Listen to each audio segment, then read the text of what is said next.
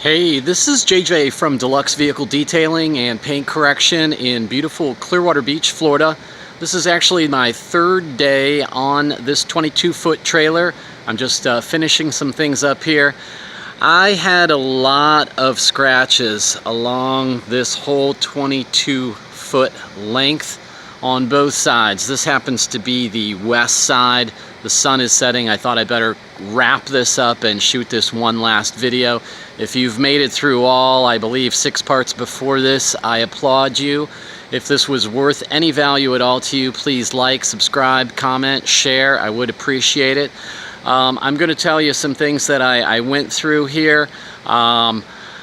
So I wasn't going for 100% perfection on the scratches. I did a real nice detail on this, and the client said, look, I want to preserve as much paint as possible. I don't want to get aggressive. I don't want to do any wet sanding. I don't want you to use a rotary. I don't want you to be too aggressive, which always least aggressive methods first, right?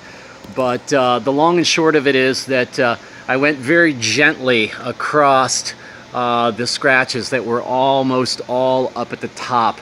This side wasn't as bad, the other side a lot worse.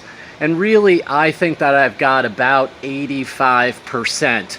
And I'm just going to bring you over here and show you a few things that worked real well for me. I did use, to start out, with the Rupes. Sorry for kind of throwing you all over the place. I found that my Rupes Melee, which is a gear-driven, direct drive, dual action polisher that I showed in a previous video, went quite well with the orange HDO for these pads, which are by Lake Country. And I found that as the scratches in the middle of the trailer got deeper, I moved to a more aggressive, more firm HDO, also by Lake Country. As I went to the other side of the trailer, I found that I wasn't really, after 3 or 4 passes, I wasn't really getting the results I was looking for. So I moved up.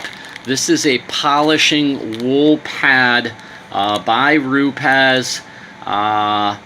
This is a medium cut. I found this to be just fine as I was finishing up the west side of the trailer, which was not as deeply gouged with branch marks and scrapes as the east side. When I went to the east side, I ended up going to the coarse wool polishing pad by Rupes. This thing really about 2 passes, 1 second per inch or so, light to medium pressure. It seemed to take everything out pretty well. I was cutting into and leveling some paint, but I thought I was, being safe. I did not get the deep scratches out. I'm looking to perfect things, but not completely eliminate. Too much paint would be missing.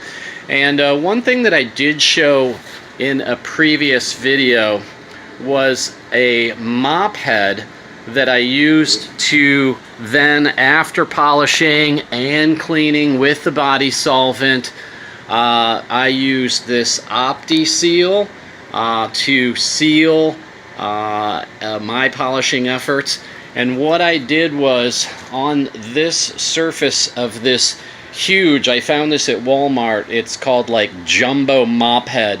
It's longer by a couple inches than a standard mop head. It's also a lot larger, and I was able to do 6 sprays along this front edge, not this back edge here. It has a kind of a deep cut to it, but along this front edge. And I was able to get up on the ladder and kind of work the top part, then get down on the ground and do the rest of it. I was probably hitting this 2 of the sets of 6 sprays from top to bottom, and it is a large, I don't know exactly, but I'm going to say it's at least 12 foot high from the bottom aluminum to the top. So it's quite large. Anyway, it went real well putting all that on, and I am just wrapping up my day here. I am going to put the sealant on the other side and call it quits. I thank you for being with me if you have made it this far, and thanks again for checking out my channel, and I will talk to you on my next job or my next experimental.